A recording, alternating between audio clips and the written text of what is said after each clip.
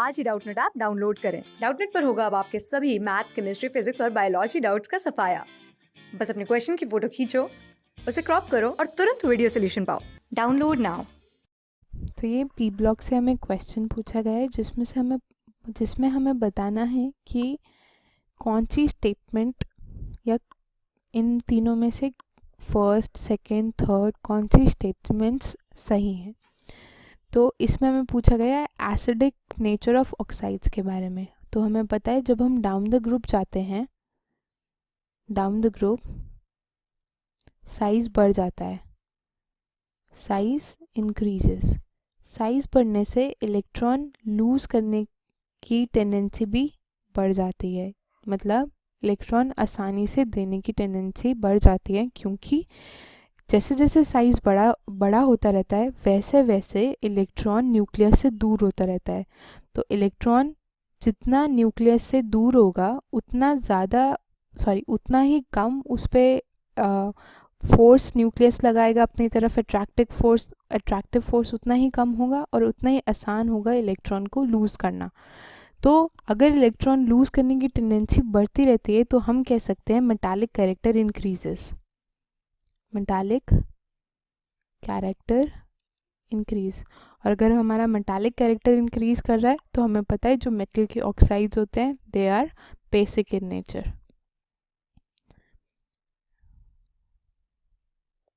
Metal के oxides, metallic oxides are basic in nature. तो हम कंक्लूड कर सकते हैं कि as we go down the group metallic basic character increases.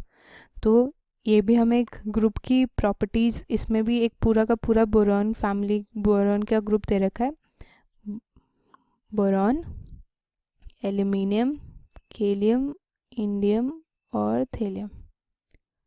ठीक है, तो जैसे जैसे हम नीचे जाते जाएंगे वैसे वैसे बेसिक नेचर इंक्रीज होता जाएगा। तो बेसिकली ये दोनों जो होते हैं इंडियम और थेलियम वो हमारे होते हैं बेसिक ऑक्साइड्स। एल्यूमिनियम और गैलियम हमारे एम्फोटेरिक रह जाते हैं, यानी कि वो दोनों एसिड्स और बेस से रिएक्ट कर सकते हैं। और बोरॉन हमारा होता है एसिडिक ऑक्साइड। इनका एविडेंस भी है। जैसे हमारा जो बोरॉन है वो एसिडिक ऑक्साइड इसलिए है क्योंकि वो वाटर के साथ रिएक्ट करके बोरिक एसिड दे देता है, H3PO3। ठीक है, और जो हमारा एल्यूमिनियम है वो एम्फोटेरिक इसलिए है क्योंकि वो एसिड के साथ भी रिएक्ट करता है और वो बेस के साथ भी रिएक्ट करता है। तो जो एल्यूमिनियम है वो एसिड के साथ रिएक्ट करके AlCl3 देता है और वाटर के मॉलिक्यूल्स देता है।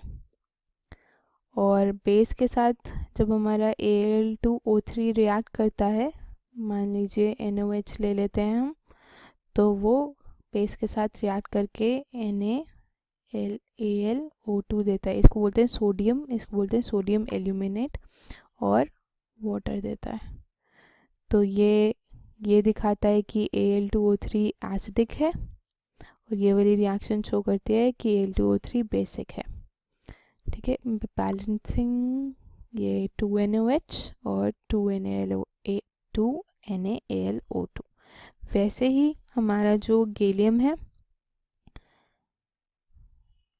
Ga2O3 वो एसिड के साथ रिएक्ट करके 2GaCl3 और वाटर मॉलिक्यूल देता है।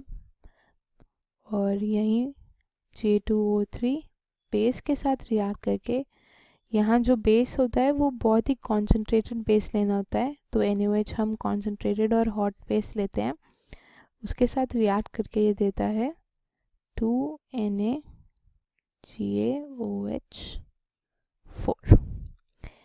ऐसे ही जो हमारा थेलियम है Tl2O3 वो एसिड के साथ रिएक्ट करके अपना बेसिक नेचर दिखाता है, जो कि है 2TlCl3 प्लस 3H2। तो हम कंक्लूड कर सकते हैं कि जो हमारी तीनों स्टेटमेंट्स है कि हाँ B2O3 is an acidic oxide, yes B2O3 is an acidic oxide, Ga2O3 and Al2O3 are amphoteric oxides, yes they are amphoteric oxides, and In2O3 and Tl2O3 are basic oxides. तो ये तीनों की तीनों स्टेटमेंट्स सही हैं. क्लास 6 से 12 से लेके नीट IIT JEE मेंस और एडवांस के लेवल तक 10 मिलियन से ज्यादा स्टूडेंट्स का भरोसा. आज ही डाउनलोड करें डाउटनेट ऐप या व्हाट्सएप कीजिए अपने डाउट्स 8400 400 400 पर.